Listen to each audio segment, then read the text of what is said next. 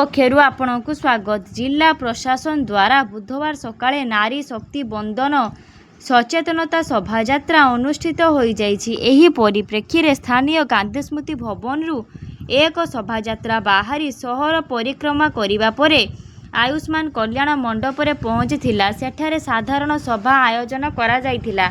मुख्य अतिथि भावे बालेश्वर सांसद प्रताप चंद्र षडंगी, सम्मानित अतिथि ओडिशा सरकारी दलर उपमुख्य सचेतक तथा रेमुना विधायक गोविंद चंद्र दास, सदर विधायक मानस कुमार दत्त कार्यक्रम को शुभारंभ करथिले।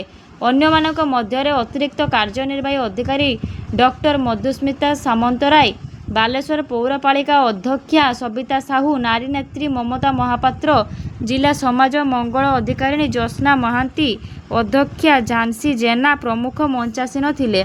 जिलापाल सूर्यवंशी मयूर विकास नारी सशक्तिकरण प्रति राज्य तथा केंद्र सरकार नेइथिबा पदक्षेप गुड़िकर प्रशंसा करथिले। सांसद श्री षडंगी लुकायित नारी शक्ति को जागरण करिबा पई समस्त एसएचजी महिला मानकु परामर्श देइथिले। आगामी दिन रे खूब शीघ्र केंद्र सरकार द्वारा नारी शक्ति बंधन अधिनियम बिल संसद रे आगत कराजिबो। ए संपर्क रे श्री षडंगी एसएच महिला मानकु बुझाइबा सह पूर्व राज्य और केंद्र सरकार नारी जातिर विकास पई करितबा बेटी बचाओ बेटी पढ़ाओ, प्रधानमंत्री उज्ज्वला योजना, सुकन्या समृद्धि योजना, सुभद्रा योजना इत्यादि विषय सूचना देइथिले। उक्त कार्यक्रम रे 2000 ऊर्ध्व एसएचजी शामिल होइथिले। धन्यवाद।